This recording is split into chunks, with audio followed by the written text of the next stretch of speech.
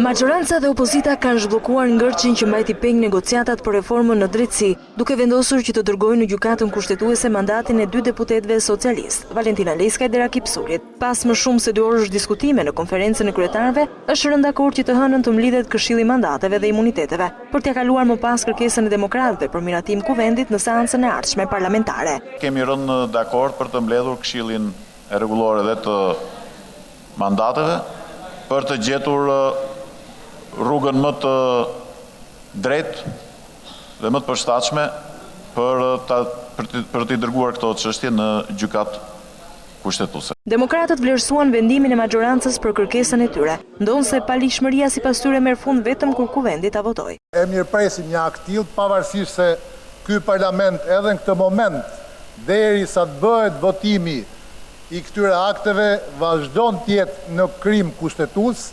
2 deputetët e majt, prej më shumë se 2 javësh i kanë kërkuar grupit parlamentar socialist që mandati i tyre të shkojë në gjykatë kushtetuese. Të njëjtin qëndrim mbajtën edhe në seancën parlamentare të sejtës.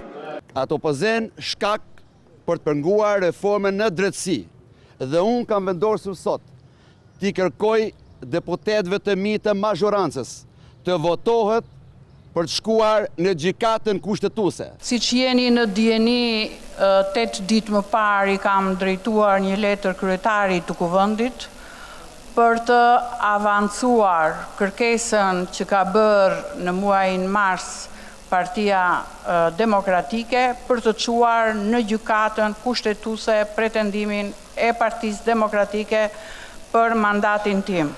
Edhe pse palët ishin dakordsuar më herët, vendimi për t'u drejtuar gjykatës kushtetuese për 2 deputetët e majt nuk kaloi pa debate në sallën e kuvendit. Keni shkelur kushtetutën dhe mos vin tani këtu të bëjnë viktimën. Pse bëni viktimën tani? Edhe deputetët. Viktima këtu nuk jeni ju, më falni, viktim këtu janë qytetarët. Se qytetarët pretendojnë që është grabitur prona. Kërkesa është për mbarimin e mandatit, domethënë për ato arsye që keni edhe pretendime që keni sjell juve. Dhe i drejtohet kuvendit, jo kërkesë për gjykatën kushtetuese. Është e drejtë e kuvendit dhe kuvendi ka votuar kundër, po jo për të mos ta çuar kushtetuese se s'keni pas kërkesë fillimisht për kushtetuese. Më duhet të them se zonja Leskaj bëri detyrën e vet, por pasagerët nuk zbresin nga treni. Këta kanë hyrë në tren dhe nuk zbresin prej tij.